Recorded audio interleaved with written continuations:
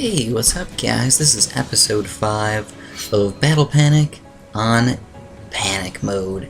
And let me say first, this is obviously Deadwood level 10, that this level was ridiculously hard.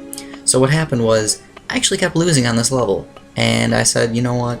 I can't keep losing on this level, I need to figure out why I'm losing. So I actually went to my upgrades, and I realized that I really have not been getting a lot of stars on all my levels. First of all, yeah, this is going to work. This is me actually beating it, just in case you wanted to know.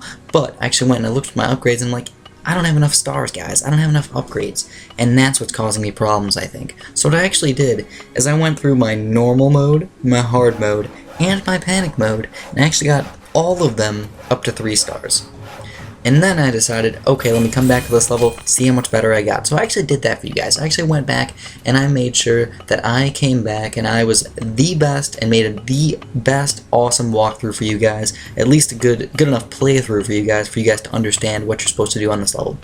So obviously, if I couldn't beat it, and I think I'm a really good player, then I thought you guys probably would have a similar problem, so I actually went and I made a really good in-depth walkthrough, hopefully for you guys. So let me talk about what I'm actually doing right now. First of all, the very beginning is the most important part. You want to get your castle up at least 2 upgrades.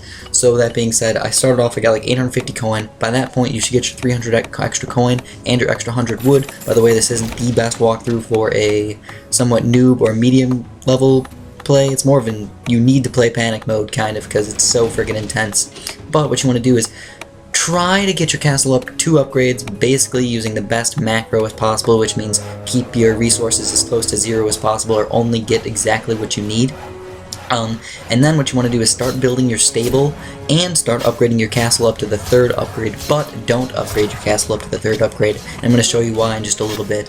But you do want to get your stable built pretty soon here, and the only reason I'm really attacking these guys is because I don't want them to hurt my castle too much. I want my castle to last just a little bit. And what I want to happen, why I want that to happen is normally I don't really care about my castle too much, because if I upgrade it to the next castle, I'm going to get a 50% health boost on it. But you actually want to protect it just a little bit because you want to get enough resources so you can mass cavalry and get the bonus 80% boost castle guys that all jump out there right when you get 80% health come out all at once. So that's really the plan there. So you want to kill just as many guys to make yourself last long enough, but you don't want to spend your time killing every single guy. That's not the point, guys. It's just to kind of get rid of giant groups of guys to the best of your ability. So right here on round about 3, this is when you need to make sure you have your castle like 99% upgraded. The closer you have it to upgraded, but not having it upgraded is the best. So they just sent my guys out, so what I'm going to do is I'm going to send all my cavalry out, and the reason you're doing this is you're actually using your capital basically as a tank. You're tanking the damage right now. So obviously guys die and your castle really doesn't die too easily. As soon as that happens, you want to upgrade your castle to level 3, and that gives your sword even more damage power. So that's pretty freaking sweet. You obviously want your sword to have higher damage power. That's why I think the earlier you upgrade it to level 3, the better. But that being said, as soon as you upgrade to level 3, you can't get any health back. So it's really the only problem here. So if you're trying to get 3 stars, it is a little difficult. I did actually get 3 stars on this level, which I was actually kind of surprised. I wasn't expecting it. I got like 9,000 and like 10 points or something, but it is still 3 stars. I'm counting it, okay, guys? If you're actually going to try and redo this strategy, 2 things I wanted to tell you guys. First of all, you probably want to have a lot of upgrades or have 3 stars on a lot of levels. And I'm going to show you actually at the very end of the video the upgrades that I have. So I actually got 3 stars on every single level. Not like 80% of the levels, every single level. So I have a lot of upgrades to use. And what happens is if you get all of your upgrades... Oh, here, let me talk about the strategy really fast before I keep talking about that. For this part of the strategy, what you want to do is, you don't want to always attack the guys. You only want to attack the guys that you're going to have a hard time killing, which are usually the spear guys, because the spear guys kind of kill cavalry guys pretty easily. That's basically their weakness, but they actually die from your sword pretty easily. So you're basically using your advantage of your sword, and you're using their disadvantage of being weak. Boom, there you go. And you don't want them to get an advantage of you, which is killing like 5 or 6 cavalry. That's bad. So right now, if you can notice, we have a lot of units. That's exactly what we want. One huge army. That's pretty much game, set, and match. So you're still, even if they're one single guy, I usually still keep attacking these guys. But the best thing to do is, if you obviously have the sword upgrade, you can shoot through 3 guys or sword through 3 guys or whatever. So you want to try and attack the biggest groups of guys, especially the spear guys. And then besides that, you still want to get your resources, guys. So if there's just regular little orc guys coming or shield guys coming, don't worry about them. Just let them. Your horsemen will take care of them. No worries. Just keep building horses.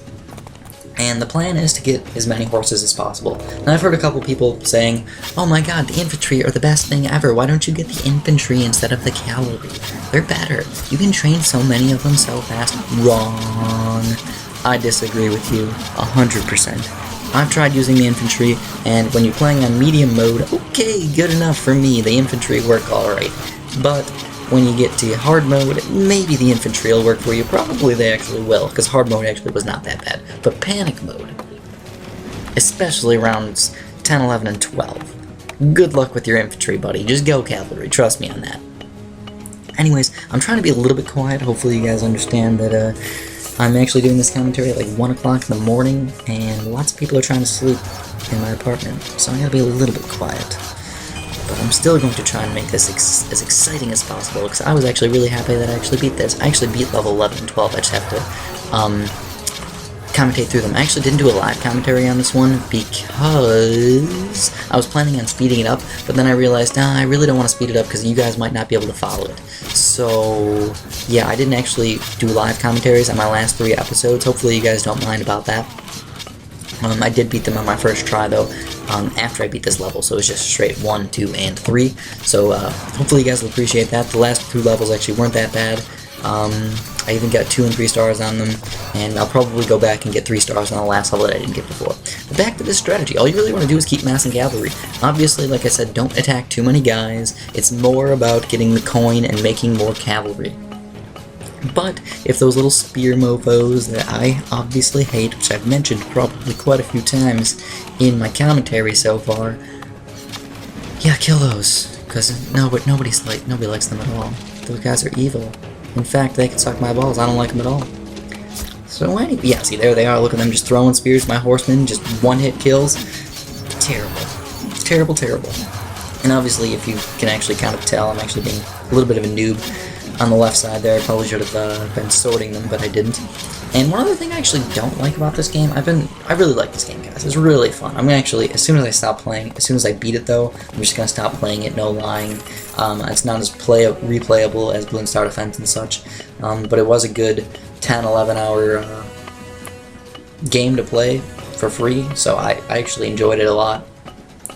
And it was reasonably difficult, and I will say that it actually does require a lot of skill. At first I thought this game is really, really easy. There's pretty much no challenge to it. It's not even that much of a strategy game. All you do is move your mouse around. Like, how is that even hard? Why is it even hard? And then I actually found out it's difficult, especially because of this freaking level. This is the level that made me decide that this game was really hard, and that's actually what made it fun, because it made it replayable, because I had to actually go back, replay every single one of those maps to make sure I actually knew what I was doing. And I realized, if you guys probably noticed in my first 4 episodes, I'm a bit of a noob, but now I feel like I'm pretty darn good right now. Can I get better? Probably a little bit, but will I? No, because I'm not going to keep playing. And obviously the strategy is pretty self-explanatory by now. Just gather a little bit of coin here and there, and just keep massing horsemen. And when you want to, heal your guys up just a little bit, and that's pretty much it. I'm totally sad after that. And I kind of wish you could control your guys in this just a little bit more. At least, like, say, like, go to the left, go to the right, go to the top, go to the bottom or something. Go back to your castle. That would be nice. But I guess it would take a little bit away from the strategy, or add a little bit to the strategy, depending on how you wanted to play the game. That's really the only problem here. So we're basically on wave 15 right now, and if you can tell, we're not going to lose. I have a gigantic army, 73 footmen, 27 archers, 30 archers, and 54 horsemen. 55. And these guys are kind of a-holes. Before, when I was playing through...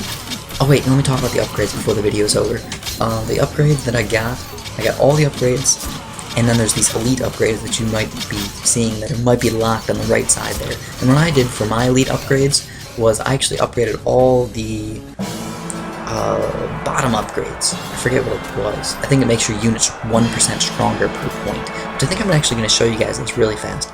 But I did get 9,082 points, so barely got 3 stars, but I did do it.